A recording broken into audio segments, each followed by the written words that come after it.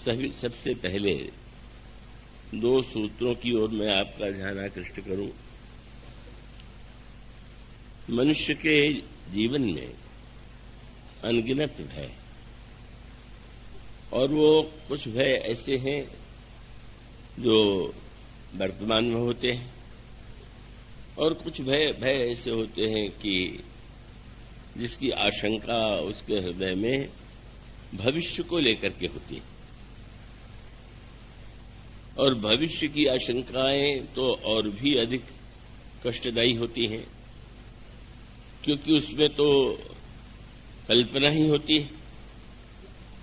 पर ये जो भय के अनेक कारण हैं, उनमें जो सबसे बड़ा भय व्यक्ति के जीवन में स्पष्ट दिखाई देता है वह मृत्यु का भय। इसका तात्पर्य है कि रोग या अन्य जो कारण हैं दुख के, उनके विषय में तो एक कल्पना की जा सकती है, किसके जीवन में होगा किसके जीवन में नहीं होगा। लेकिन ये जो मृत्यु के प्रति भय है यह तो सर्वव्यापी है।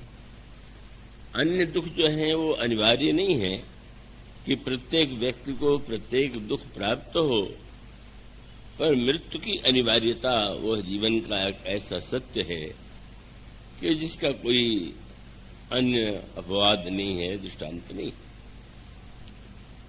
और जब व्यक्ति के जीवन में भय होते हैं तो उनके वह प्रयत्न करता है कि उस भय की समस्या को, उसका समाधान वह कैसे ढूंढे। अब उस समाधान को आप अनगिनत रूपों में और विभिन्न क्षेत्रों के माध्यमों से जो अन्य भय हैं उनके ही नहीं, अपितु मृत्यु के भय को कैसे मिटाया जाए, इसके लिए प्रयत्न किया जाता रहा है। और सारी जो पौराणिक गाथाएं हैं, आप असुरों के संबंध में एक सूत्र बार बार पाते हैं कि बड़े बड़े तपस्वी के रूप में दिखाई देने वाले जो असुर हैं,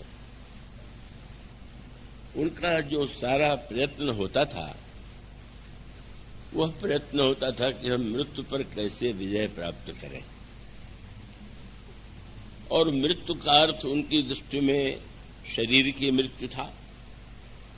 उसके लिए उन्होंने प्रयत्न किए। उन्हें ऐसा भ्रम भी हुआ कि उन्होंने इस भय को जीत लिया, उनकी मृत्यु नहीं होगी, पर उनकी भी मृत्यु हुई। यह जो शरीर का क्षरण है, शरीर शब्द का अर्थ आप जानते ही होंगे। शरीर का अर्थ है प्रतिक्षणम सीरियते इति शरीरा। जो हर क्षण जिसका हो रहा है, पुराना पड़ रहा है, घट रहा है, उसका नाम शरीर है। तो जो आसुरी वृत्ति है, उन्होंने यह मान लिया कि शरीर ही सब कुछ है, और शरीर को अमर बनाने में ही जीवन की सबसे बड़ी उपलब्धि है। और इसके लिए कितने प्रकार से, कितनी पद्धतियों से उन्होंने साधना किया, वरदान प्राप्त किया, ये सारी कथाएं आप बार बार पढ़ते और सुनते रहते होंगे। किंतु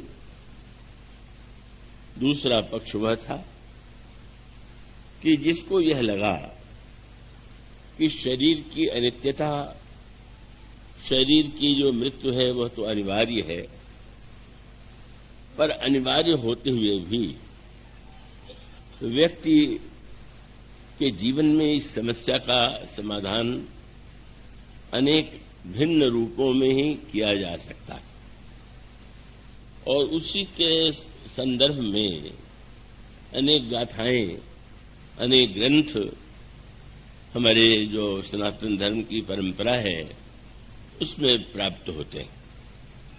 उपनिषदों में, पुराणों में, गीता और रामायण में, महाभारत में का उसी मृत्यु की आशंका पर कैसे विजय प्राप्त करें, भय पर कैसे विजय प्राप्त करने, उसकी भिन्न भिन्न पद्धतियां बताई गई। उन पद्धतियों में विचार की पद्धति, उपासना की पद्धति, व्यवहार की पद्धति, उसके अनेक नाम दिए गए। और पहला तो सूत्र वही है कि पहले तो व्यक्ति को शरीर और आत्मा के भेद को समझ लेना चाहिए। शरीर और आत्मा यद्यपि साथ में अभिन्न जैसे प्रतीत होते हैं, पर वे ऐसे नहीं। तो उस विचार के द्वारा, ज्ञान के द्वारा अगर इस सत्य को व्यक्ति जान ले कि शरीर की मृत्यु अनिवार्य है और आत्मा की मृत्यु कभी, आत्मा अमर है, आत्मा का कभी विनाश नहीं होता, तो उसके जीवन में इस समस्या का एक समाधान प्राप्त हो सकता है। श्री रामचरितमानस में आरण्य कांड में जो प्रसंग बाल सुग्रीव के संदर्भ में आता है, वो बहुत ही उत्कृष्ट प्रसंग है और उसमें आप उस प्रसंग को विस्तार से कहने की उतनी अपेक्षा नहीं है। पर भगवान श्री राम ने जब सुग्रीव की रक्षा के लिए, सुग्रीव के दुख के निवारण के लिए बाल के मृत्यु की प्रतिज्ञा ली और ये कहा कि सुन सुग्रीव मैं मारी हूं, बाली एक ही मान, ब्रह्म रुद्र शरणागतहु गए न उबरी प्राण। और उसके पश्चात जिस तरह से बाली और सुग्रीव लड़ते हैं, संघर्ष करते हैं, और अंत में भगवान श्री राम सुग्रीव पर बाण चलाते हैं वृक्ष की आड़ से, और बाली पर बाण चलाते हैं वृक्ष की आड़ से खड़े होकर, और बाली गिर पड़ता है। बाली के गिरते ही भगवान श्री राम स्वयं चल करके बाल के सामने खड़े हो जाते हैं। वैसे तो रामायण में अनेक योद्धाओं का सिर काटा गया बाण के द्वारा, या एक बाण में अनेक योद्धाओं की मृत्यु हो गई, पर बाल के प्रसंग में एक अनोखी बात है कि भगवान ने बाली का सिर नहीं काटा और बाली ऐसा भी बाण नहीं चलाया कि जिससे बाली की तत्काल मृत्यु हो जाए, और ऐसा भी बाण नहीं चलाया कि बाली बोल न सके। कुंभकर्ण के प्रसंग में वह बात आती है। रामायण तो बड़ा ही रहस्यमय ग्रंथ है, अत्यंत सरल और अत्यंत उसको समझना, उसके रहस्य को हृदयंगम करना उतना सरल नहीं। प्रसंग आता है कि जब कुंभकर्ण से भगवान राम का युद्ध होता है, तो उस प्रसंग में यह भी पढ़ने को मिलता है कि भगवान श्री राम ने क्रमशः कैसे कुंभकर्ण का वध किया।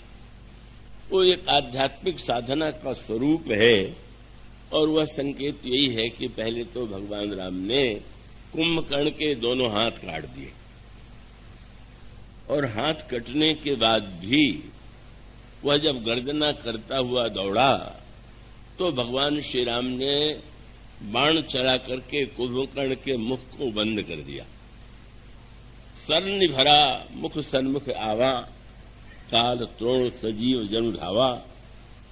तो कुंभकर्ण के मुख को बाण से बंद कर देना, रावण के सिर को काटना, या बाली पर ऐसे बाण का प्रहार करना कि वो तत्काल उसकी मृत्यु न हो जाए, यह सब एक संयोग नहीं, इसका एक विशेष तात्पर्य और विशेष अर्थ, और वो इसलिए आवश्यक था कि भगवान श्री राम यह चाहते थे, जानते थे कि नहीं बाली बिना कुछ कहे उसकी मृत्यु हो जाए, तो वो एक बात तो कही ही जाएगी कि श्री राम ने उसे बोलने का अवसर नहीं दिया। और आप देखते भी हैं कि उसने श्री राम पर प्रारंभ में अनेक आक्षेप किए, तो प्रभु जब उसको ऐसी स्थिति में लाते हैं, उसका एक क्रम है। उन्होंने बाण वृक्ष की आड़ से चलाया, पर वह आड़ भी वस्तुतः साधारण व्यक्ति तो उसे एक ऐसे भिन्न रूप में देखते हैं कि उसके गहरे रहस्य को हृदयंगम ही नहीं कर पाते। कई लोगों को तो यही भ्रांति है, कई लोगों को यही भ्रम है। उन्होंने कहीं से ये किंवदंती सुन रखी है कि बाली के सामने जब कोई योद्धा लड़ने आता था तो उसका आधा बल नष्ट हो जाता था, इसलिए श्री राम नहीं आए। अब यह तो इतना अविवेक भरा तर्क है कि भगवान राम इसलिए सामने नहीं आए कि तो उनका आधा बल नष्ट हो जाता। किसी भी प्रामाणिक ग्रंथ में कहीं भी यह नहीं लिखा हुआ। एक बात प्रचलित हो गई और लोगों को समझाने के लिए वो लोगों को बड़ा सीधा सा लगा कि इसलिए नहीं आए। पर उसके अंतरंग अर्थ पर यदि विचार करके देखें और उस संवाद में प्रभु ने जो संकेत किए वो बड़े महत्वपूर्ण हैं, और उसको आप उस दृष्टि से विचार करके देखिए कि ईश्वर जो है वो तो प्रत्यक्ष दिखाई नहीं देता। भले ही यह कहा जाता हो कि जो कुछ होता है वो ईश्वर के द्वारा होता है, ईश्वर करता है, तो यूं अगर देखें तो प्रत्यक्ष रूप से ईश्वर हमें दृष्टिगोचर नहीं होता। घटनाएं हमारे सामने होती हैं, पर घटनाओं के पीछे ईश्वर है, यह एक भावना का, श्रद्धा का वाक्य हो सकता है, प्रत्यक्ष तो दृष्टिगोचर नहीं होता। पर भगवान श्री राम का जो वार्तालाप है उसके आप तत्व पर दृष्टि डालें तो उसमें अनेक रहस्यों का उद्घाटन आपके सामने हो सकता है। और वो जीवन का रहस्य है, पाप और पुण्य का रहस्य है, ईश्वर का रहस्य है, और जीवन और मृत्यु का क्या तात्पर्य है। ये आप उस प्रसंग को जब आप सूक्ष्म दृष्टि से पढ़ेंगे, सुनेंगे, समझेंगे तो आपको स्पष्ट प्रतीत होगा।